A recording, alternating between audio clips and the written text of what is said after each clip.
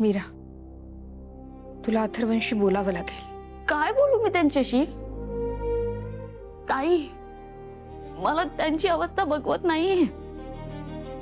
आणि दादासाहेब गेल्यापासून ते आणखीन कचलेत अगं. आणि अशा वेळी जर मी त्यांच्या विरोधात उभे राहिले ना, तर ते माझ्यापासून कायमचे दूर निघून जातील अशी भीती वाटते मला. मीरा, कळतंय मला, पण तरीही तुला अथर्वंशी बोलावंच लागेल. सत्य कितीही कठीण असलं ना, तरी ते कळणं गरजेचं आहे. नाहीतर हळूहळू ती मंजिरी तुमच्या नात्यावर ताबा मिळवेल. आणि एकदा का अथर्वंचा तिच्यावर पूर्ण विश्वास बसला, तर गोष्टी आपल्या हाताबाहेर निघून जातील. ताई, मला असं वाटतंय की आपण मंजिरीच्या जाळ्यात अडकत चाललोय. आणि आता आपण काही नाही करू शकणार. नाही मीरा, आपण करू शकणार आहोत. आपण करणार आहोत. फक्त यावेळीस भावनांपेक्षा बुद्धीने खेळावं लागेल. मंजिरीच्या खेळात तिला मात द्यावी लागेल.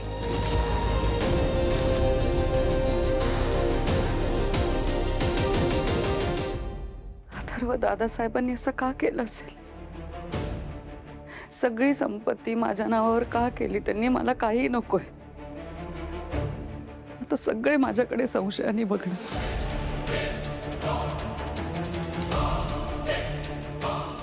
आई, भावा जे करायचे विचार करून करायचे. आताही त्यांनी जे केलंय त्यामागे काहीतरी कारण असेलच.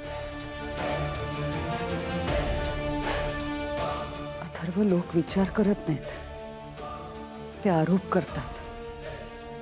आणि मला असं वाटतंय की या घरातली प्रत्येक व्यक्ती आता माझ्याकडेच बोट दाखवणार आहे. आई, असं काहीच होणार नाही. तू ओव्हर थिंकिंग करतेस आणि मी आहे ना तुझ्यासोबत.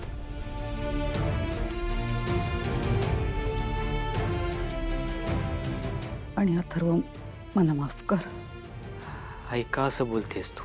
नाही, मी दादासाहेबांची शेवटची इच्छा सगळ्यांसमोर बोलून दाखवली म्हणून. खरं तर सगळे विधी पूर्ण झाल्यानंतर काही दिवसांनी शांतपणे मला तुझ्याशी या विषयावर बोलायचं होतं. पण वकील साहेबांनी बिल वाचलं आणि माझ्या ह्याच्याने राहवलं नाही आणि मी नकळत सगळं बोलून गेले. आई, ती वेळ, ती सिच्युएशनच तशी होती की तुला ते बोलावं लागलं. I understand. तुझा विचार चुकीचा नव्हता. हे बघा अथर्व, मी तुला आणि मीराला बाळाचा विचार करायला भाग पाडत नाहीये. मला तुमच्यावर कसल्याही प्रकारचा दबाव टाकायचा नाहीये.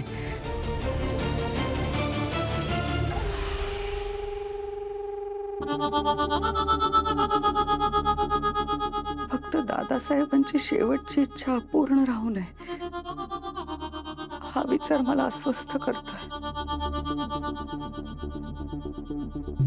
ज्या माणसाने या घरासाठी आयुष्य घालवलं, घरातली नाती जपली, सगळ्यांचा विचार केला,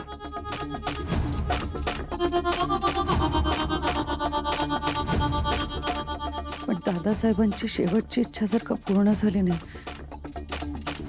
त्यांच्या आत्म्याला शांती मिळेल ना?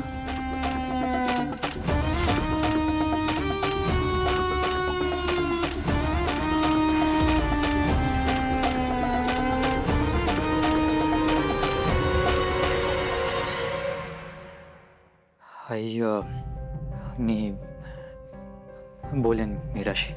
नाही अथर्व, तू उगाच तिच्यावर दबाव टाकू नकोस. हे बघ, काही गोष्टी असतात ना, त्या माणसाने स्वतःहून समजून घ्यायच्या असतात. तिला जर का या घराची, घरातल्या माणसांच्या नात्याची किंमत असेल तर ती स्वतःहून विचार करेल. मीरा, माझी शक्ती माझ्याकडे नाही म्हणून काय झालं? तुला कसं सरळ करायचं हे मला चांगलंच माहिती आहे. आई, तू आराम करून घे. आपण यावर नंतर परत बोलू. अथर्व, मी जे काय बोलले त्याचा फार त्रास करून घेऊ नकोस. आता या घरात तुझ्याशिवाय मला कोणीच नाही. येतो मी.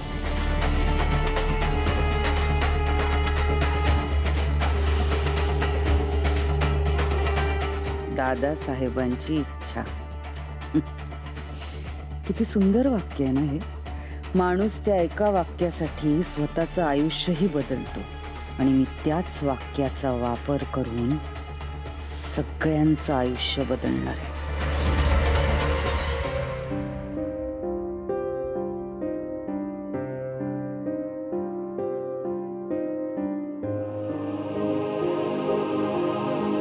मी काय करू? वेदाचे बाबा आत्ता बाळाचा विषय नक्कीच काढणार. मीरा समोर बाळाचा विषय कसा काढू?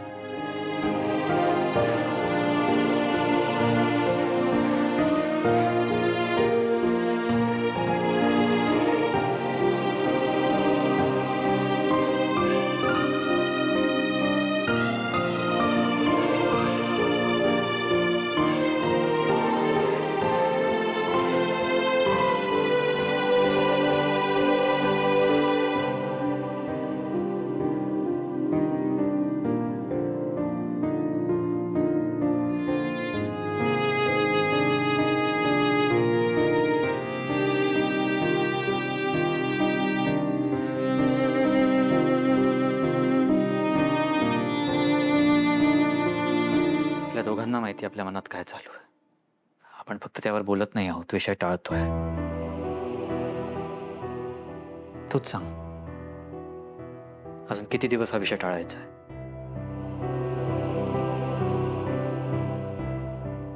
इथे ये. बस.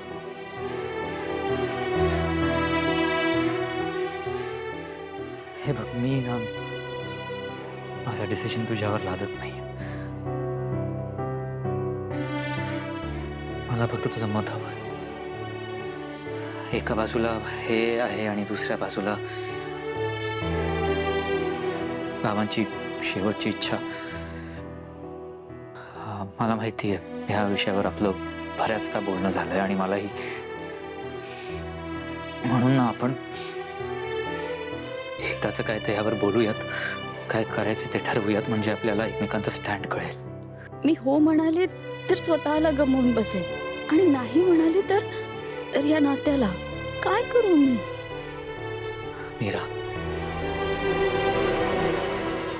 वेदाचे बाबा, मला काय वाटतं की दादासाहेबांचे सगळे कार्य होऊन जाऊ देत, सगळ्या विधी शांतपणे होऊ देत, मग बोलूयात ना आपण यावर. हा, प्लीज.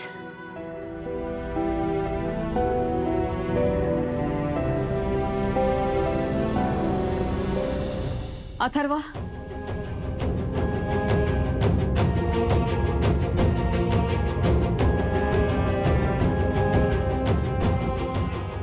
अथर्वा, तुला हे सगळं पटतंय? आपण नंतर बोलूयात. नाही, नंतर बोलण्यासारखं काही शिल्लकच राहिलं नाही आता. तुला असं वाटतं का रे दादा मला असं वाऱ्यावर सोडेल? तुला काय म्हणायचं?